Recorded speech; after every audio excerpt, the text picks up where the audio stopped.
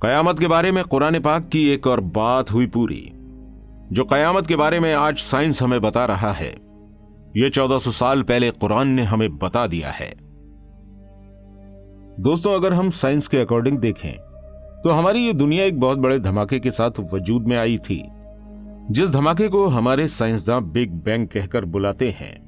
लेकिन क्या आपको पता है, इसका जिक्र कुरान पाक के अंदर 1400 साल पहले ही कर दिया गया था, जब लोगों को किसी भी तरह का साइंसी इल्म नहीं था।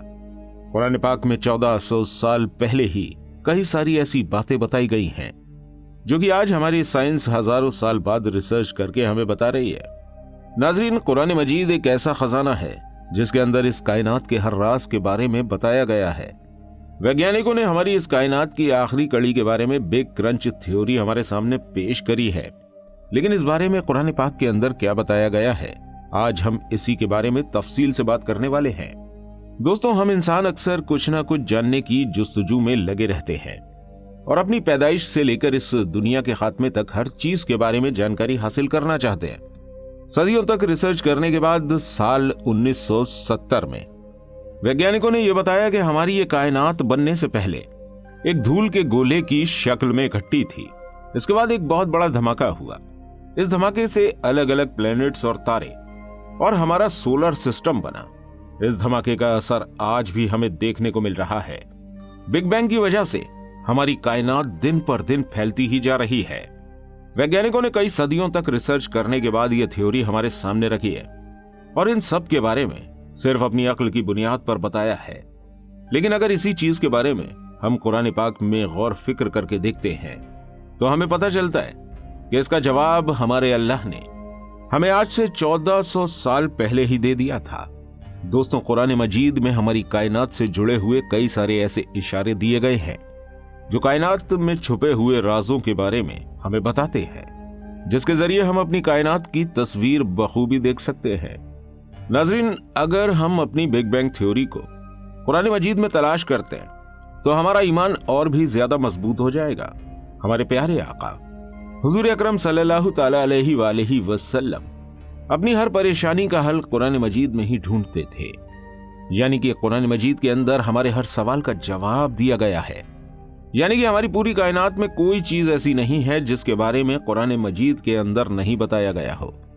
नाज़रीन, कुरान मजीद की सूरह अंबिया की आयत नंबर 30 में अल्लाह ने इरशाद फरमाया है, क्या उन लोगों ने जिन्होंने इनकार किया देखा नहीं कि ये आसमान और जमीन बंद थे, फिर हमने उन्हें खोल दिया और हमने पानी से हर जानदार चीज बनाई, तो क्या वो मानते नहीं।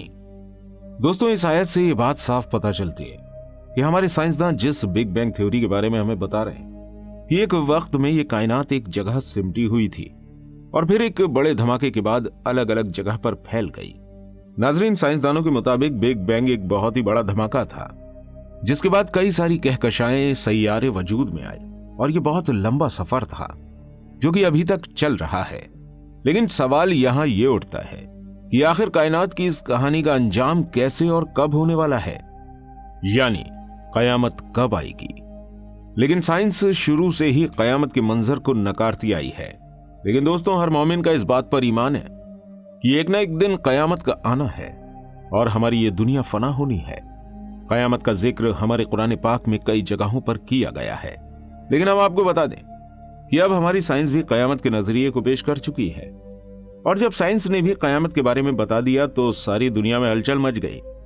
दोस्तों, वैज्ञानिकों का कहना है कि जिस तरह से बिग बैंग का धमाका हुआ था और हमारी ये दुनिया वजूद में आई थी, उसी तरह से एक धमाका और होगा जिसे वैज्ञानिक क्रंच नाम दे रहे हैं। इस धमाके के बाद कायनात एक बार फिर से सिमटना शुरू हो जाएगी और हमारी दुनिया में मौजूद हर चीज तबाह हो जाएगी। दोस्तों, साइंस की थ्योरी में कितनी सच्चाई है, इसे जानने के लिए हम वक्त में थोड़ा सा पीछे चलते हैं। 19वीं सदी के आखिर तक हम यही मान रहे थे कि चांद सितारे हमें रास्ता बताने का काम करते हैं, क्योंकि अभी तक हम इन्हीं के जरिए रास्ता मालूम करते आए हैं। लेकिन 20वीं सदी की शुरुआत में रूस के कुछ माहिरीन ने अपनी रिसर्च के बाद बताया कि आसमान मुसलसल फैलता जा रहा है और हमारी कायनात में जितने भी तारे और सैयारे मौजूद हैं वो एक दूसरे से दूर होते जा रहे हैं। यानी कि बिग बैंग के बाद जिस फैलाव की शुरुआत हुई थी वो आज भी हो रहा है। जिसकी वजह से हमारी कायनात में मौजूद हर चीज एक दूसरे से दूर जाती जा रही है। और आज भी हमारी कायनात में नए नए सितारे और कहकशाएं बन रही हैं और हमारी कायनात की ये हदें बढ़ती ही जा रही हैं। और कुरान मजीद में साइंस की इस थ्योरी के बारे में भी आज से 1400 साल पहले बता दिया गया था। कुरान मजीद की सूरह ज़ारियात की आयत नंबर 47 में अल्लाह ताला इरशाद फरमाता है, आसमान को हमने अपने हाथ के बल से बनाया और हम बड़ी समाई रखने वाले हैं। दोस्तों, जैसा कि आज हमारे वैज्ञानिक हमें बता रहे हैं, यह सदियों पहले कुरान मजीद में अल्लाह पाक ने इरशाद फरमा दिया था। हमको ये सोचना चाहिए कि आज से 1400 साल पहले मक्का और मदीना की गलियों में वो कौन सी लेबोरेटरीज थीं जिनके जरिए ये बात कुरान मजीद में बता दी गई। दोस्तों, जो लोग साइंस को ही खुदा मान रहे हैं उन्हें जानना चाहिए कि आज उनकी साइंस जो बता रही है वो हमारे कुरान मजीद में 1400 साल पहले ही बता दिया गया है।